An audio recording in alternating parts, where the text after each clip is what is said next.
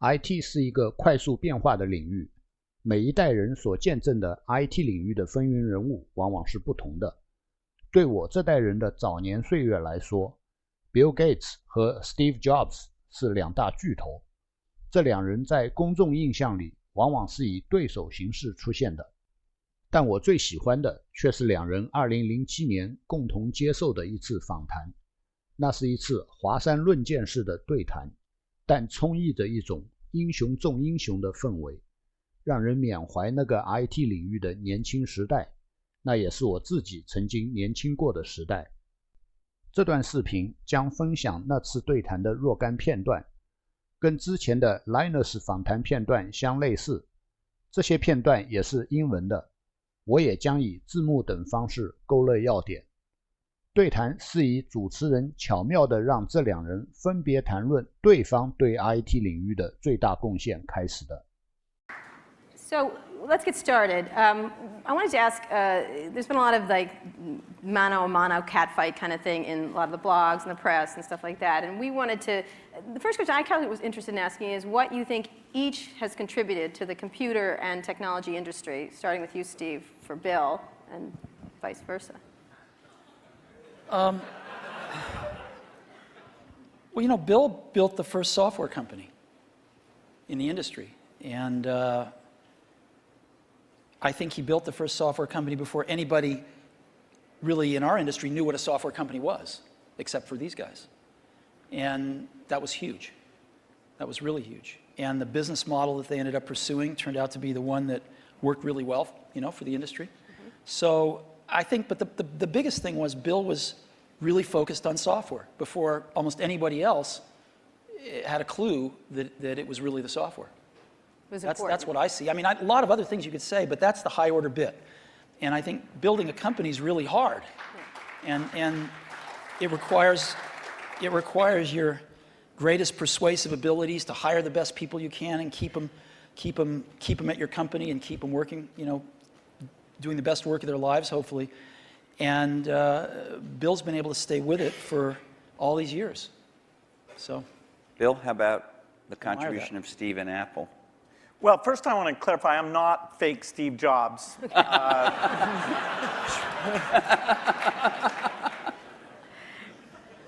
You know, what Steve's done is quite phenomenal. You know, if you look back to 1977, that Apple II computer, the idea that it would be a mass market machine, you know, the bet that was made there by Apple uniquely, there were other people with products, but the idea that this could be an incredible, empowering phenomena, Apple pursued that dream.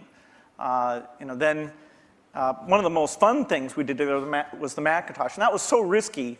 You know, people may not remember that Apple really bet the company. Lisa hadn't done that well, and you know, some people were saying, okay, that general approach wasn't good. But the team that Steve built, even within the company, to pursue that, even some days it felt a little ahead of its time. I don't remember that Twiggy disk drive. 128K. Yeah. And the Twiggy disk drive, yes.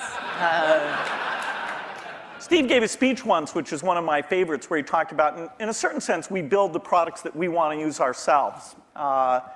And you know, so he's really pursued that with incredible taste and elegance that has had a huge impact on the industry. And his ability to always come around and figure out where that next bet should be has been phenomenal. 个人电脑的早年历史，如今回想起来有很多恍如隔世之处，比如在 128K 的空间内运行所有程序。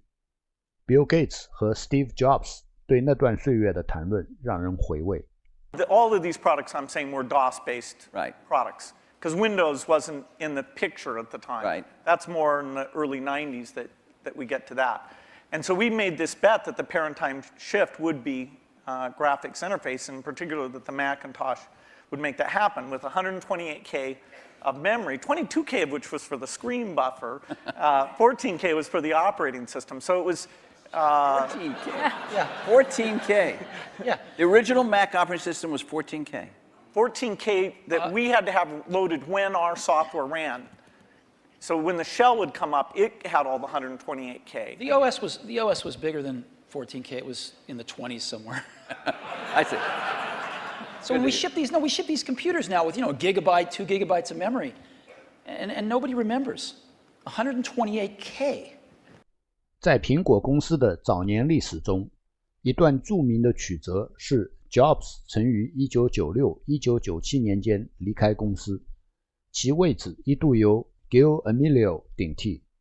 那段曲折对 Jobs 和 Bill Gates 都有很大影响，两人关于此事的回顾十分有趣。Jobs 还黑了 Amelio 一把。In terms of moving forward, after you left and your company grew more and more strong, what did you think was going to happen to Apple after sort of the disasters that occurred after Steve left? Well, Apple's fate hung in the balance. We continued to do Macintosh software, and Excel, which Steve and I introduced together in New York City. That was kind of a fun event. That went on and did very well. But then, Apple just wasn't differentiating itself well enough from the higher volume platform. And Meaning Windows, right? I mean, DOS and Windows. Okay, but especially Windows in the 90s began to take off. By 1995, Windows became popular. The big debate wasn't sort of Mac versus Windows. The big debate was character mode interface versus graphics mode interface. And when the 386 came and we got more memory and the speed was adequate and some development tools came along, that paradigm bet on GUI paid off for everybody who'd gotten in early and said, this is the way that's going to go. But Apple wasn't able to leverage its products. After the 512K Mac was done, the product line just didn't evolve as fast. Steve wasn't there, as it needed to. And we were actually negotiating a deal to invest and make some commitments and things with Gil Amelio. And no, seriously. And Don't be mean. Don't be mean to him. I'm sorry? Just saying the word Gil Amelio, you can see him just. And so I was calling him up on the weekend and all this stuff. And next thing I knew, Steve called me up and said, don't worry about that negotiation with Gil Amelio. You can just talk to me now. And I said, wow. Gil was a nice guy, but he had a saying. He said, Apple is like a ship with a hole in the bottom, leaking water. And my job is to get the ship pointed in the right direction.《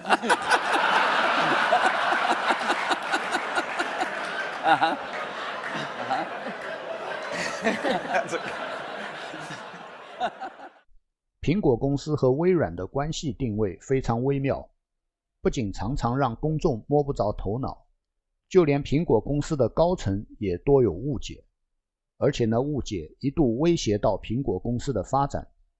Jobs 对此做了精彩评述，并且也澄清了两个公司之间与公众印象颇为不同的关系。I don't want to go through every detail, the whole history of how you came back, but Thank you. But you in that video we all saw, you said you had decided that it was destructive to have this competition with Microsoft. Now, obviously, Apple was in a lot of trouble, and I presume that there was some tactical or strategic reason for that, as well as just wanting to be a nice guy, right? I mean, Apple was in very serious trouble, and what was really clear was that if the game was a zero-sum game where for Apple to win, Microsoft had to lose, then Apple was going to lose. But a lot of people's heads were still in that place. Why was that from your perspective? Well, a lot of people's heads were in that place at Apple, and even in the customer base, because Apple had invented a lot of this stuff, and Microsoft was being successful, and Apple wasn't, and there was jealousy and this and that. There was just a lot of reasons for it that don't matter. But the net result of it was there were too many people at Apple and in the Apple ecosystem playing the game of, for Apple to win, Microsoft has to lose. And it was clear that you didn't have to play that game, because Apple wasn't going to beat Microsoft. Apple didn't have to beat Microsoft. Apple had to remember who Apple was, because it had forgotten who Apple was. And so to me, it was pretty essential to break that paradigm. And it was also important that Microsoft was the biggest software developer outside of Apple developing for the Mac. And so, you know, it was just crazy what was happening at that time. And Apple was very weak. And so I called Bill up and we tried to patch things up. Yeah, and since that time, we've had a team that's fairly dedicated to doing the Mac applications. And they've always been treated kind of in a unique way so that they can have a pretty special relationship with Apple. And that's worked out very well. In fact, every couple years or so, there's been something new that we've been able to do on the Mac. And we have it's a great business for us. And it's actually, the relationship between the Mac development team at Microsoft and Apple is a great relationship. It's one of our best developer relationships. 对谈的结尾与开始同样的别出心裁。主持人请 Bill Gates 和 Steve Jobs 分别谈论了两人之间的关系，那是此次对谈乃至一个时代的很动人的落幕。But what's the greatest misunderstanding between your relationship and about each other? What would you say would be this idea of catfight, this idea of which one of the many? We've kept our marriage secret for over a decade now. Canada, that trip to Canada. Mm-hmm.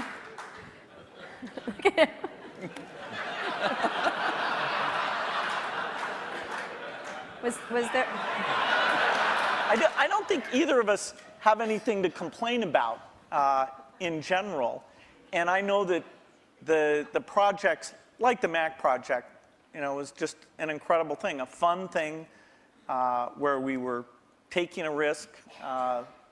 We did look a lot younger in that video. We did. You looked 12 in the first one. That's how I try and look. He was 12. But no, it's been fun to work together.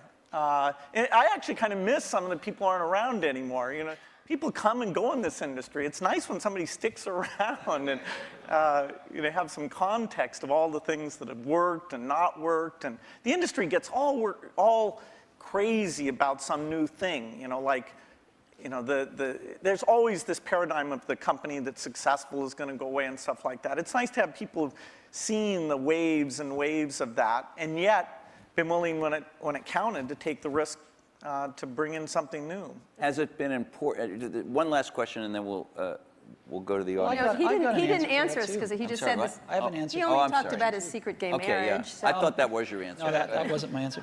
You know, when Bill and I first met each other and worked together in the early days, generally, we were both the youngest guys in the room, right, individually or together. I'm about 6 months older than he is, but roughly the same age. And now, when we're working at our respective companies, I don't know about you, but I'm the oldest guy in the room most of the time. And that's why I love being here. And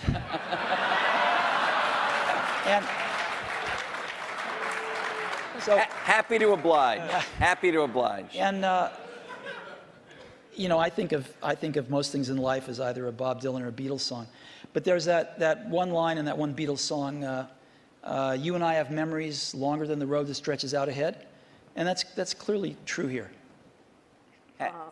Well, you know what? I think we should end it there. Let's just end it there. I'm going to have a little tear right here. Thank you. Thank you very much. Thank you so much. Sure. Thank you. Thank you.